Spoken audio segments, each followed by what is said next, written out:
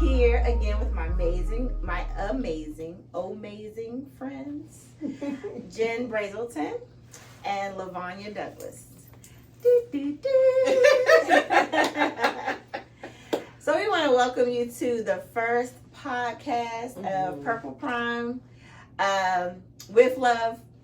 Purple Prime, and we have so many important and exciting topics that we want to talk about with you guys. And let's see. I just said, how you feeling today? I feel good. You feeling good? I'm feeling good. I am hungry. That's an honest answer. But I feel good. I feel good. And how about you? How you feeling today? I feel good. My hunger has been satisfied. I was on the way here, and food is my love language. So I took care of that. I took care of that en route. So. Not food is her love language. It is my love language. Hilarious. Well, today I'm excited about the topic that we have decided to start with, because I love love. I love all things love. Like, I'll have a client that come and sit in my chair, and they're like, I'm getting married, so I want you to try me for an updo. I'm like, you're getting married? Tell me everything. I want to know how you proposed. Yes. Start from the beginning. Yes. Where did you meet him? How long have you known him? Do your parents like him? Because I love love. Yes. You can catch me at any given time watching a love story. I don't care if it's a cartoon, if it's on Netflix, if it's on Lifetime, Hallmark. it could be on Hallmark, it could be a documentary, and if they're talking about love, then I am here for it. It can be love with little people, it can be love with big people. It doesn't matter if they're talking about, it could be love. One of the new shows I've been watching on Netflix is Down with Love, and it's about Down syndrome. I've seen that. People with Down syndrome who love Yes, love, or who are like pursuing love. relationships. Nice. And listen, I'm here for it all. Yeah. I love it. Because I love love. Yes. So today's topic is about Who taught you how to love? who taught you how to love. That's So we want to ask our viewing audience, who taught you how to love? As we talk today, we want you to just think about that, like put it in your thought process. Just get an answer of what you think that answer is. Who taught you how to love? Better yet, put it in the comments. My definition of love is something that is an action. Love is not a feeling. Love is something that you do regardless of what you feel. My definition of love is the never-ending choice to choose. It never stops choosing a person, no matter what happens, a thing. It just never stops. I would say my mother taught me how to love because she sacrificed so much for us regardless of what she had or didn't have. Like, she did anything for us to make things happen. My father taught me how to love. He taught me the importance of what it means for somebody to be seen, felt, heard, and all the things. Put it in the comments. Thank you, Jen. So I think I will start because I do love love.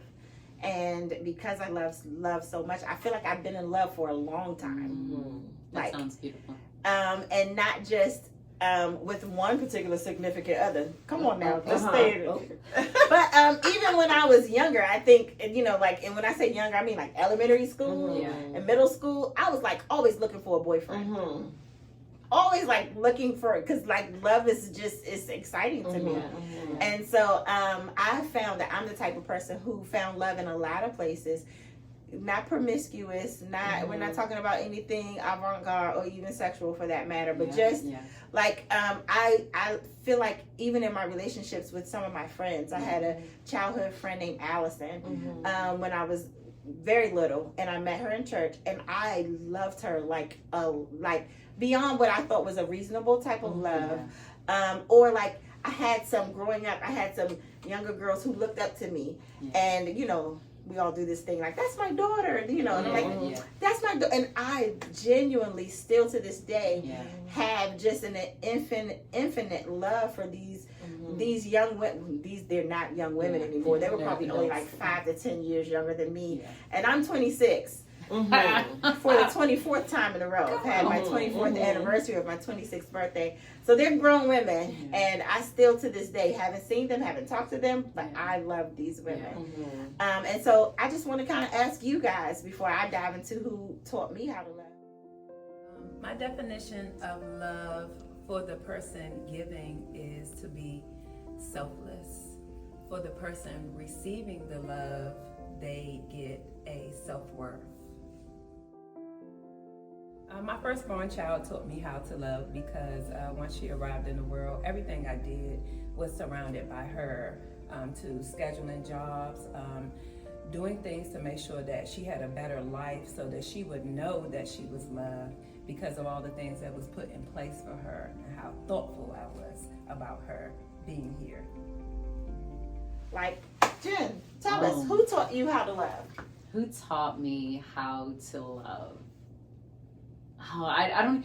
Okay, so I don't even know how to answer that question honestly, right? Because you want to say like, I learned how to love from my parents, because I think culturally that's the idea, you know what I mean? Like you're in this relationship with your parents and your siblings and stuff like that, and this is the first place you experience love. And I would have to say, though my family did their best to love me, I don't think I honestly learned real love until I was an adult. Being married with children has taught me love that I didn't know was really possible, and I am not a crier, so this conversation is pulling on me. Okay, so being married and having children has taught me to love beyond what I thought was possible. But even in that space, I can honestly say that I did not allow myself to be loved the way I do now, right? And I would say, and like I mentioned this earlier and stuff like that with y'all, off camera, like until I met my husband's brother and sister-in-law, which just so happened to be our pastors, just so happened. But the way they have loved me with my hands empty. You know what I mean? Like, I come to the table completely empty. I have nothing to offer you. You know what I mean? Like, I have nothing to offer you. And just the way they have accepted me with all my flaws, with all my imperfections, with all the messy trying that I have done. You know what I mean? Like, I'm just trying to do this life well. I'm just trying to love my husband. I'm trying to love my children. I'm trying to love Jesus with all of my heart. And they just love me. They just wrap their arms around me, and not even like in conversation, not even in tangible ways wrap their arms around me, but like when they talk to me, when they talk about me, you know what I mean? Like they love me. And from that space, I have learned to allow my husband to love me deeply. You know what I mean? Like, because I think even with my husband, I have kept walls up. Even with my children, like I'll tell people, like, I'm not a touchy feely person. Please keep your hands off me. and I'm learning like I would tell people, like, I like the winter time, which is not true about me, honestly, but I like the winter time because I could wear long sleeves, so if everybody is touching on me at one time, I can endure it. And now I'm starting to realize, like, it's okay. Like, go ahead, put your hands on me. I need you, and not even always so much me, but I need you to feel like what I feel like. You know what I mean? Like, I need you to know that I'm willing to take it all off just so that you could touch me. You know, and you know, with kids, they want to feel your skin. They want to touch all your parts that are not toned. You know, and so I have learned love through my pastors and my husband. They have taught me how to love beyond what I thought was possible, or even what I thought I deserved, which that's hard to say out loud. Well, we're gonna stick a pin in touch.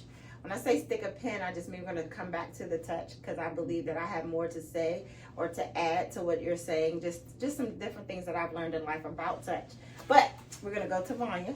Vonya, who taught you how to love? So, when we asked this question, I started thinking about all the people that I love and that love me. And I think they do genuinely love me to the best of their ability and to the best of their capacity. But a lot of times it still doesn't feel like love. And so while people will say they love you and I love you, people use the word love very freely. Yeah. But I don't know that everyone knows what it means. And so when we're thinking about that, I don't know that I have experienced the love that I want to feel. I have learned what I don't like and that what doesn't make me feel good. But growing up, because I was so focused on loving other people and showing appreciation to other people, I never really focused on how I wanted to be loved or what felt good to me or what, it might be a moment that someone says something, does something, I was like, oh, that feels good. But it's not like a consistent love. And sometimes it's they give it to you for selfish reasons, but it's not a consistent thing. So you're just like, I don't really know that was really love. And so it's something that I don't think is something that automatically happens. You learn to love based off of, like you mentioned, your upbringing, your parents. They love you to the best of their ability. Not that they don't love you, they love you to the capacity that what they understand and what love looks like. But if we take love and what the Bible says about love, how many people really love us like the Bible? When we talk about unconditional love, and there may be a few people, but I've recently bumped into some people that, took time to have conversations with me about stuff, will call and say different things that I was like, you don't even really know me, but you're investing your time into me.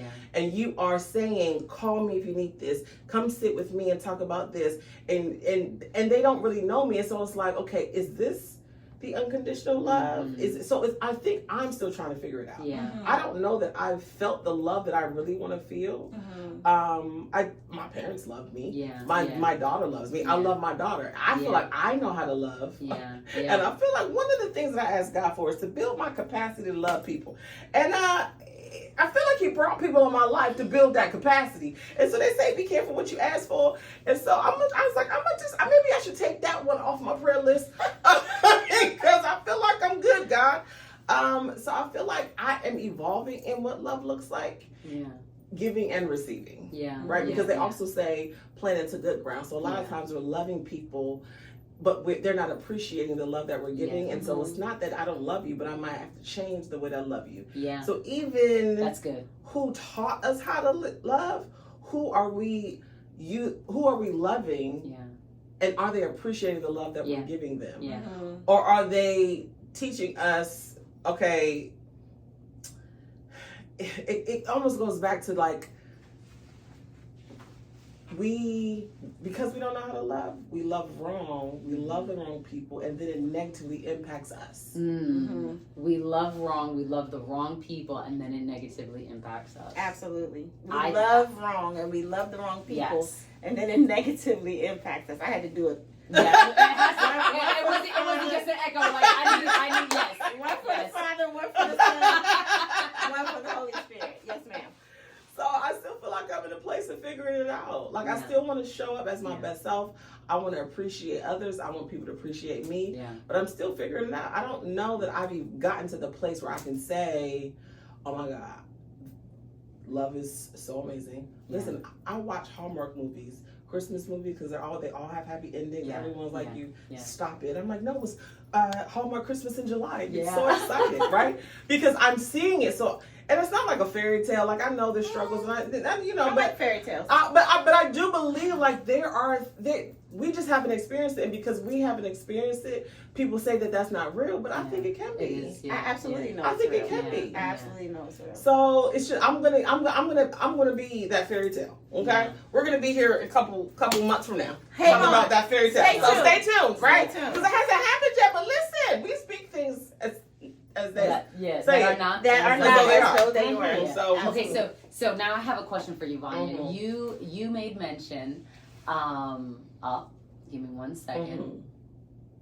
You made mention of loving people, And so you made mention of loving people and not knowing whether or not they are receiving the love that you're giving. And then you made mention of people who are sowing time into you, like honestly and authentically, hey, call me if you need me.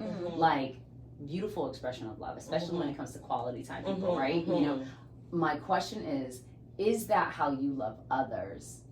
And is it unfamiliar to you because you've not received that before? Is that a way that you love others? Like, are you the type of person to give up your time? Absolutely. Absolutely. Give up my time, give up my resources, give up anything that I have. I love that you have people who are stepping into your life, who are saying like, hey, call me if you need me. And like, my prayer for you is that you actually start grabbing, like reaching back out to them, because like when you ask God for that stuff, like He gives it to you. But but if you're in the middle of that ocean drowning and you're like, God save me, and He sends the boat and the helicopter, and you don't reach back. Oh my gosh, I love that for you. Oh, are you being loved gently? Are you being loved gently into who you were created to be? That's beautiful. I think I am. I think that's beautiful. I think I am, and it's by people that I mean, like, people love me. Like, yeah. But absolutely. like, it's different when you meet somebody that you don't know, and they're taking time to pour into you. Right? Like, that's different than someone that you know that values you, have a relationship with, and this stranger is like, come to my office and let me talk to you. Call me. You know, like, because I'm not giving you any money. I'm not sitting on your couch. You're not my therapist. You just want the best for me because I'm God's child. You don't even know me. So that for me is like a representation of what God's love looks like on the earth, and which is what I strive to do every day. But now I feel like I'm starting to receive it. I was like, oh, okay, this is what unconditional love could look like, or not needing anything in return to get that. So that's beautiful. That's beautiful. Has me tearing up, like because I could, like, just by listening to you talk, I could hear that you've sown years, years into other people's lives. Like, you've sown years into other people's lives, and for people to be like pouring, you know what I mean, or desiring to willingly pour. Like, there's something about reaping a reward that is just beautiful. That's very, very cool. I love hearing that. Very much so. I'm crying. I'm going to keep it together. Sheesh. You said so much in what you said, and I definitely concur that is who you are. That's who you've been to me. That's who I've seen you be to everyone that I know who knows you. And so it is, I don't even know the word. It's a beautiful thing, which I feel like pales in comparison to what I want to say. To see you start to get that back, because I feel like you deserve it. And I've been telling you for years what I believe you deserve. I don't know why it is that some of the best people have some of the hardest challenges. Come on. And have some of the most deficit when it comes to love in particular. I'm not really sure what that's about, but I do know for me personally, I've always been like, you can't have any form of love apart from God. Because love is not a character trait that God possesses. It's who He is. It's what makes Him Him. And so you can't experience any love from a stranger without His involvement. I don't care what it is. You can't experience love on any level apart from Him. So let's see. I was going to say, for me, who taught me how to love? I thought I knew love with my parents, with my siblings, and because God is love and God is multifaceted, love is also multifaceted. I love that. And so I was saying earlier, it's the dynamic dimensions of love. So you get an opportunity to experience love at different levels and in different capacities and in different depths, right? And so for me, I thought I knew love because I had a boyfriend at 14 who eventually became my husband. I had siblings who I felt like cared deeply for me, mom and dad who cared for me, a church family who cared for me. But for me, I didn't feel like I knew. I'm not saying that I experienced it, but I knew for the first time what love really looked like once I had children. So once I had my son, my firstborn, then I was like, light bulbs went off for me. Yeah. Because now here I am giving of myself. Yeah. My very life has been given up for this child. Come on. Could have died on the table. Being cut so that this baby could be birthed and born into the earth. And he lays there, can give me absolutely zilch. Nothing. He can give to me nothing. Yeah. He can't even hug me back. Yeah. Taking more than what he's giving. And he's definitely taking everything. He's taking my sleep. Yeah. He's taking my money. Yeah. He's taking my health. He took my shape. Come on. I used to be bad. Yeah. He took my tennis shoe money. You understand? Come on. He took up space in my house, but he took up space in my heart. And I wanted to, without thinking, give to him. Anything I had was his automatically. And that taught me what God's love really looks like. Because when God loves on you, he knows we can never give to him back what he gives to us. And so for the first time ever, I felt like I knew what love, not maybe I had not received. I obviously wasn't receiving it back from an infant, but I knew what it looked like. I knew that love gives and it gives and it gives and it gives of itself, and it gives selflessly, and it gives and it gives and it gives and it gives, and it does not hold a record of wrong. And it gives and it gives and it gives and it gives, and it doesn't look and say, well, I'm not getting you a gift this year because you didn't get me one. You know, it gives and it gives and it gives and it gives, because it doesn't look and say, well, you messed up this time. So you know what? I don't trust you anymore. So I'm going to retract a part of myself from you because you made a mistake. Love doesn't do that. And so that's the type of love that I was exposed to, that I endeavored to give to my kids. And I began to say, this is the type of love that I believe you're supposed to experience, especially with your significant other. Maybe you can't have it with everyone, but especially with the one that you cut covenant with. This is that type of love that gives and gives and gives and gives in spite of your shortcomings, in spite of your faults and your weaknesses. I am just committed to death do us part. Till we meet again in heaven. When you say that, though, it sounds, it's one, because I'm all about practical application. And tell me the steps that I need to do to be able to give and give and give. Like, I feel like I'm naturally like that, but I feel like other people may not be. And so how do they learn? What do they need to do? What scriptures in the Bible do they need to read so that they can build their capacity to love others? Because it may not be natural. It may not be something that was given to them.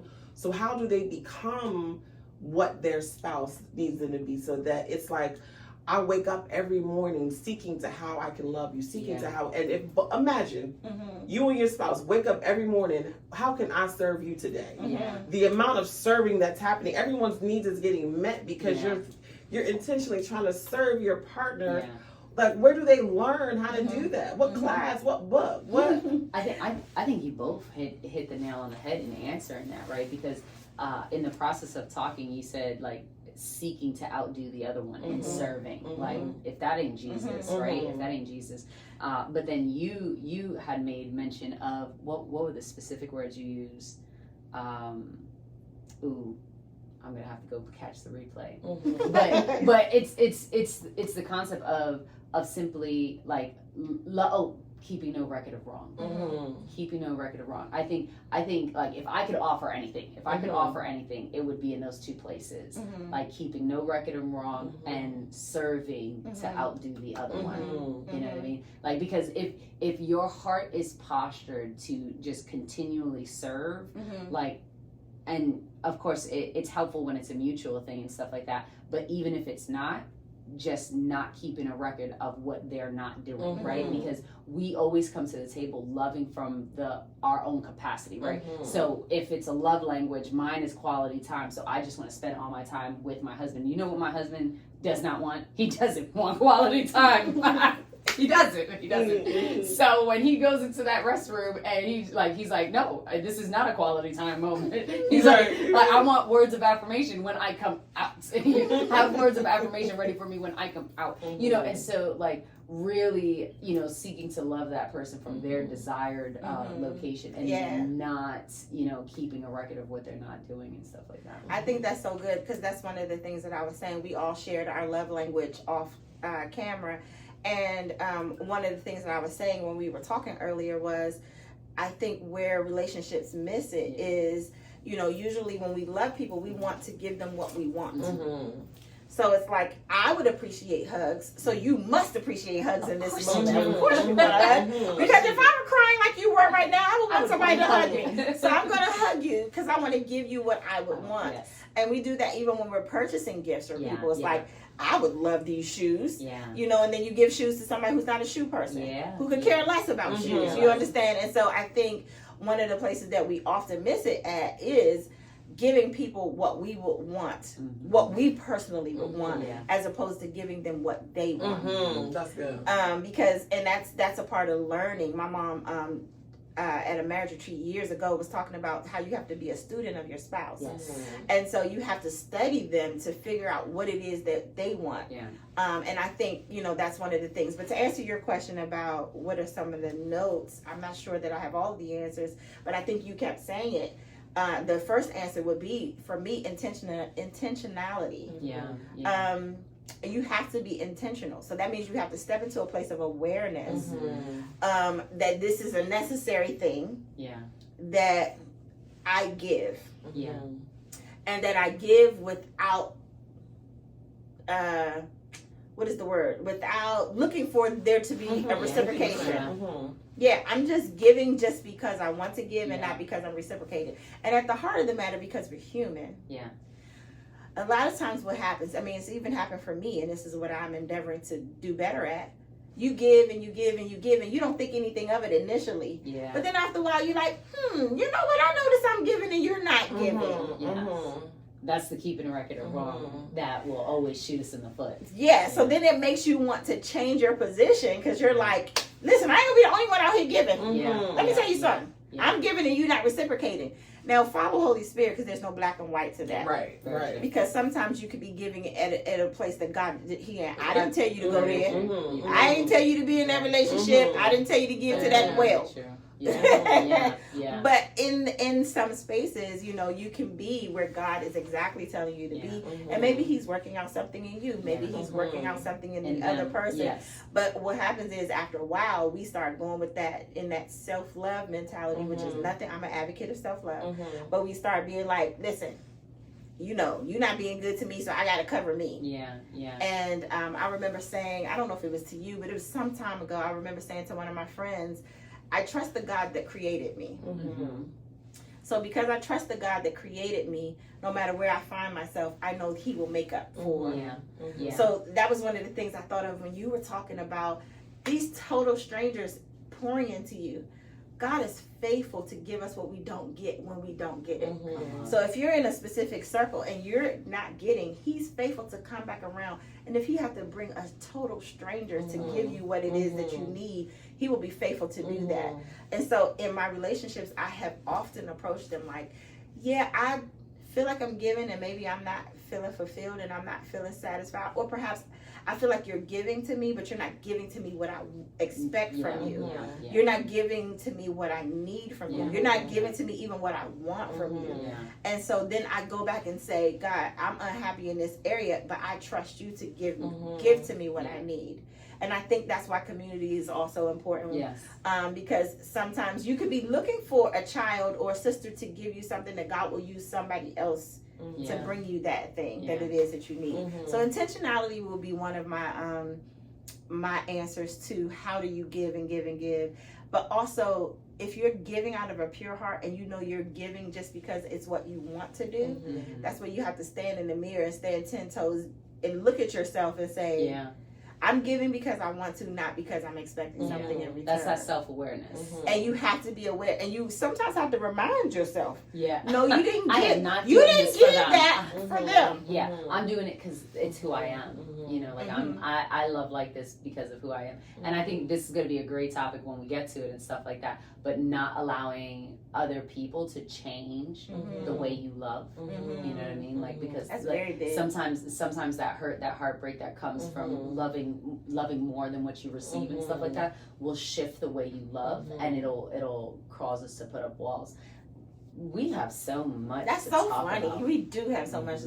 But you just made me think. Even my ex-husband said, "I hope our failed relationship doesn't change how you." Even my ex-husband said that to me. Doesn't Don't change let the way this you- change who you are. That's beautiful. Yeah. I mean, and so I think that's the I thing. love you. I love that your love is so rich. Like I love that. Oh, thanks. Yeah. I love Because you I too. think people just don't know how to love you back. And if they don't do the work to figure it out, like they know Yeah. he knew you was an amazing person and you loved him. But he just, for whatever reason, didn't have the capacity to love you the way you needed to be loved. And that's okay, but that's where knowing that God, this is the spouse that God has called you to be, and also having that accountability. I think sometimes having accountability where you can go to that person, so someone can give you perspective outside of the two of you to say, what I hear her saying, what I hear you saying, these are some tools that you can go back and work together to build the capacity to love each other. Yeah. This is how you intentionally are paying attention to, Yeah. because if you're working, you got kids, you got your own business, sometimes in your mind, I don't have time for that. But the reality is you better make time for that if you want to make this relationship work. So you have to Wait, say that again. The reality is you better make time. Yeah. Okay. You better time block. Listen, you got time block because you need to time block in order to be able to do all the things that we try to do every day. Because otherwise, don't be in a relationship if you don't do want to. it. Don't Just be by yourself. Don't waste nobody's time if you Just don't be want by to pour into them. yourself. I'm telling you. You have to make time to learn. And if you're in a relationship with 10 women, all 10 women want to be loved differently. Yeah. So imagine. I couldn't. And I think that's the problem. That's the problem, right? Because when we use love and we're talking 10 women, like we're no longer talking about God's love, and we're no longer talking about really loving each person individually. It's impossible. Because what that is the selfish love. I am going to get what I want out of each person. That is not love. That's and not. and That is honestly, not giving. That is taking. that's not even loving yourself properly. Right. That's not even loving yourself properly. But I think it's important to recognize, because sometimes you might not know the person's dating 10 people.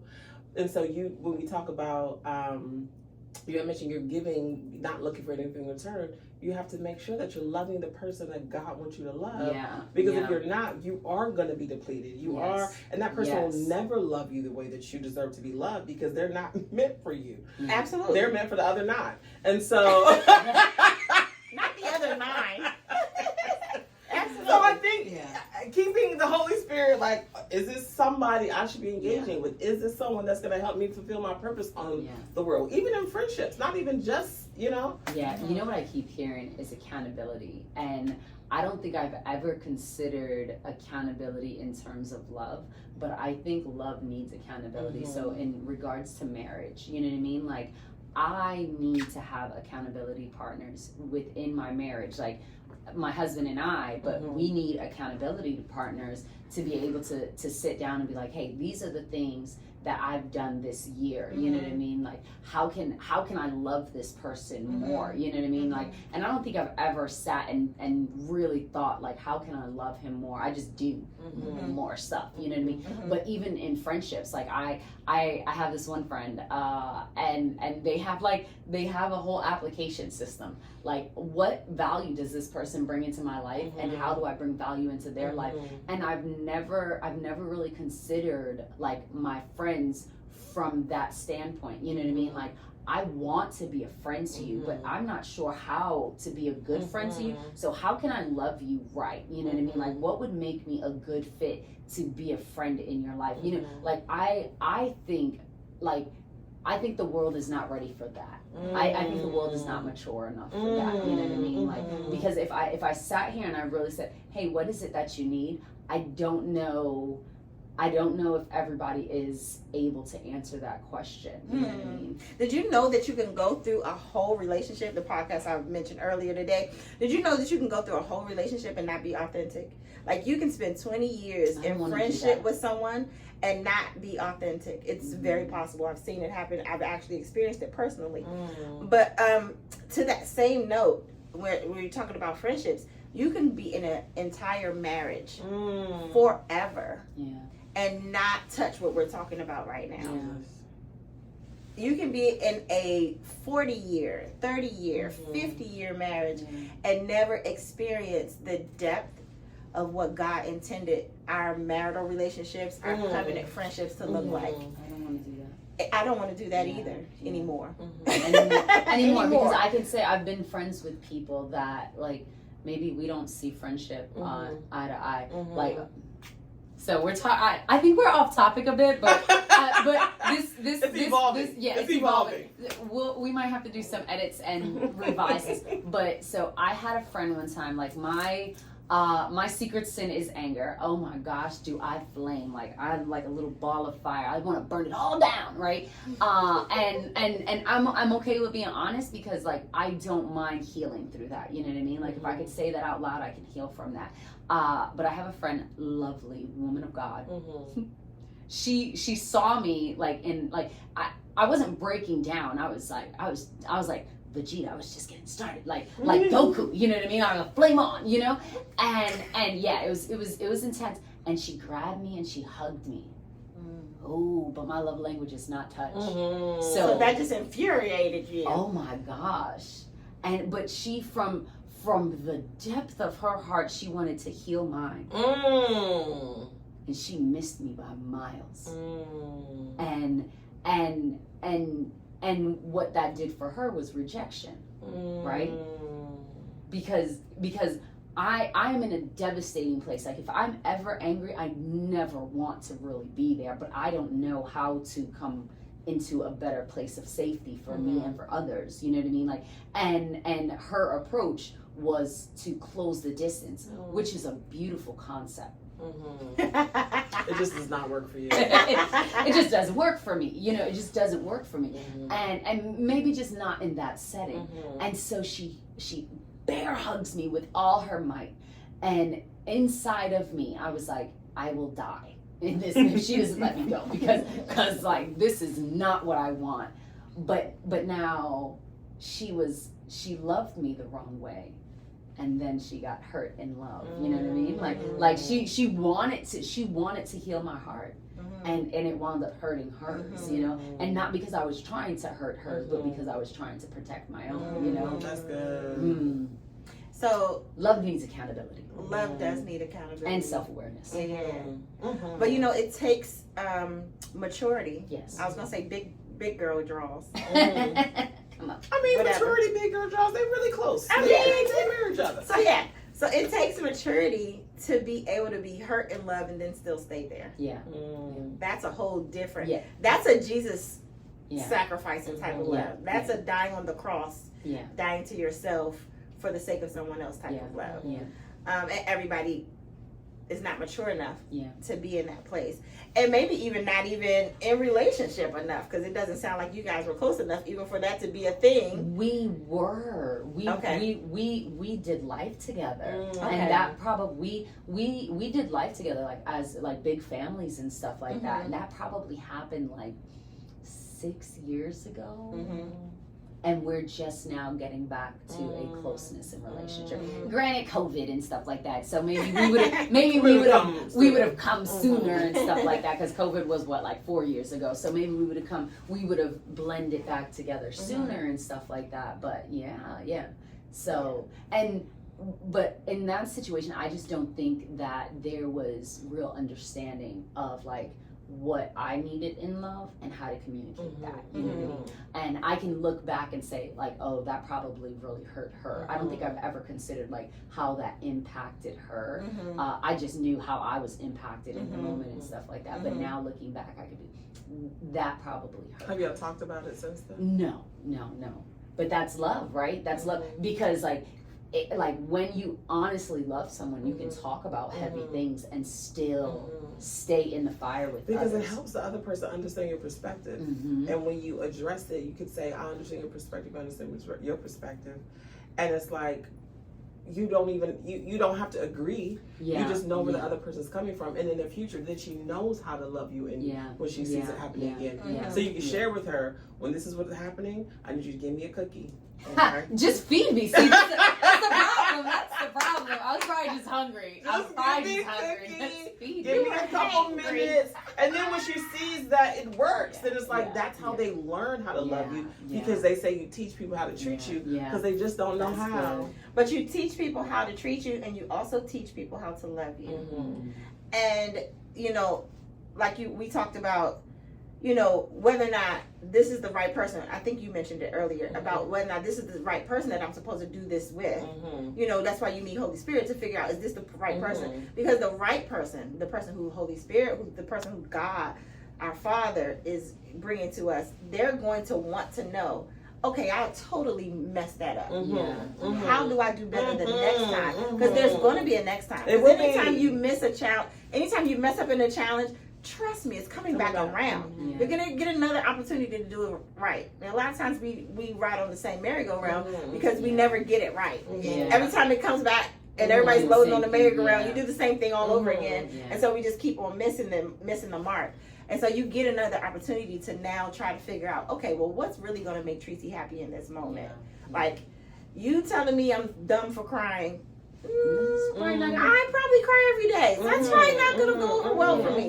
You know, or you pushing me away when I'm trying to give you hugs. I am touchy-feely.